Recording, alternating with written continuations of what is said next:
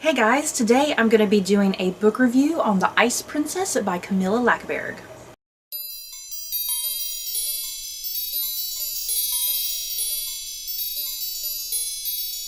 The Ice Princess by Camilla Lackberg takes place in a small Swedish town, following Erika Falk, who has returned to her hometown after the deaths of her parents. It's here that she encounters another tragedy, the suicide of her childhood best friend. But Erika thinks there's more going on and can't comprehend that her friend would have taken her own life. Erika joins forces with local detective Patrick Hedstrom, and together they begin to unravel a complicated story that exposes disturbing secrets in this small, quiet town. So, this book is the first book in what is currently, at the time of this review, 10 books in the series, and I believe it is an ongoing series. I don't think Camilla Lackberg is stopping anytime soon. So yeah, first book in a series of currently 10 books, and my basic understanding, kind of what I've gathered, kind of just looking at the synopsises of some of the other books, all of the books follow Erika, who is a writer, and Patrick Hedstrom, who is the local police detective. And yeah, all the books take place in this small little Swedish town. And seriously, what is it about Scandinavian-based crime novels? I seriously love them.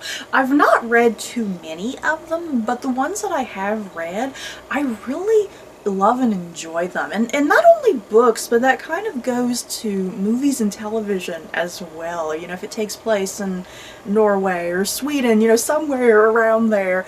Yes, Scandinavian crime-based novels and books and television, there's just something about them. They're always just really compelling, and more than anything, there's a just something that's really atmospheric and kind of creepy and eerie, you know, compared to, I don't know, American crime novels can have that as well, but there's just something more intense about Scandinavian crime. I don't know, it's kind of hard to explain. I definitely prefer reading Scandinavian crime novels to some degree, just because of that tone and atmosphere that comes across that you don't quite get in American crime novels.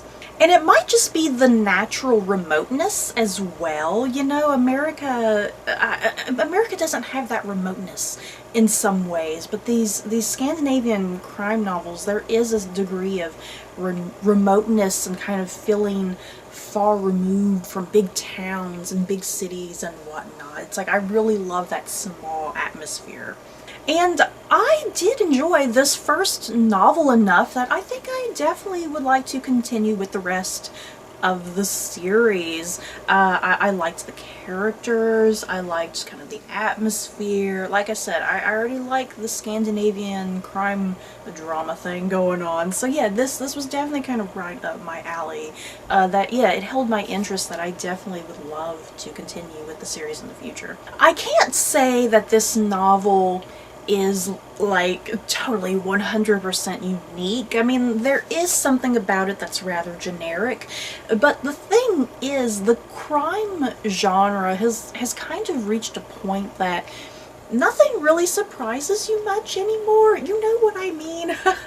It's kind of hard to explain. I mean, if you've read a lot of crime novels, suspense, mystery thrillers, that sort of thing, if you typically tend to read a lot of that genre, I think a lot of times you start to notice the tropes, you start to figure things out before the protagonists do. Just certain threads start to come together quicker in your brain and whatnot, the more and more of the genre that you read. So yeah, this book isn't particularly unique, it is rather generic, but yeah, that's definitely not a bad thing by any means. You know, what matters is how it's written, how it captures you, that's what's important. And I really enjoyed all of the twists and turns that the narrative took. Yeah, there was quite a bit of it I was able to figure out to some degree, but a lot of it that I wasn't able to guess, which kind of surprised me. And something else I really enjoyed about this novel, the main character is Erika, who, like I said, she's a writer, and then Patrick Hedstrom, he is the local police detective.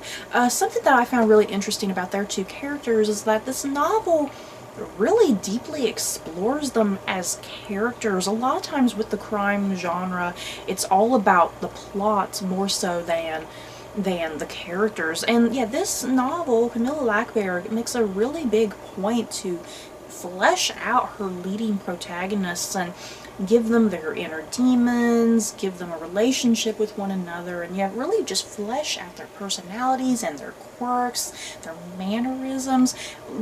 Patrick and Erica, they were two characters that I could easily visualize in my head. Even some of the minor characters, which was kind of strange, even the minor characters were deeply fleshed out characters, which was kind of great. I really enjoyed reading a crime novel that had a lot of interest in the characters, you know, and the plot is definitely a big thing. It's a big part of the story, but in some ways the big crime almost takes a back seat to the characters, weirdly enough. This is also a translated work by Stephen T. Murray, and I think this was a really well done translation. Sometimes when you do read translated books, you can kind of tell when it's been translated, because sometimes, you know, a certain word or phrasing in another language, it makes sense in that other language, but when you transfer it over to English, or translate it, when you translate it to English, a lot of times it doesn't make sense, you know, because in America that's not how we would say it, I suppose. But yeah, I think Stephen T. Murray, he did a really fantastic job with the translation. It didn't read like a translation, if that makes sense. You know, it went smoothly and it made sense. And yeah, there wasn't spots that I was like, that doesn't make sense. I wouldn't have chose that wording or whatever. You know, I think the translation definitely worked, and it was very, very smooth. And just to talk about the pacing really quickly, even though this is a crime novel and the crime genre does tend to move at a quicker pace, Camilla Lackberg, she does take her time developing the narrative. Like I said, the characters are a big deal, more so than the actual plot on occasion. But yeah, it is a bit of a slow build-up, a slow burn, but I think it does build up to a very satisfying conclusion. And yeah, the beginning can kind of read a bit slowly as all of the puzzle pieces are getting weaved together, as you're getting acquainted with who the major players are. And yeah, kind of the big setup, you know, because Erica, she comes back to town, has her best friend committed suicide? That's the big question that's posed. And yeah, it just kind of goes from there, Erica teaming up with the local detective, Patrick Hedstrom. So yeah, a lot of little pieces that have to be mingled together, so it is a bit of a slow burn at first, but yeah, once it gets going, I think it definitely captures your attention, at least for me, it did. And yeah, I thoroughly enjoyed this.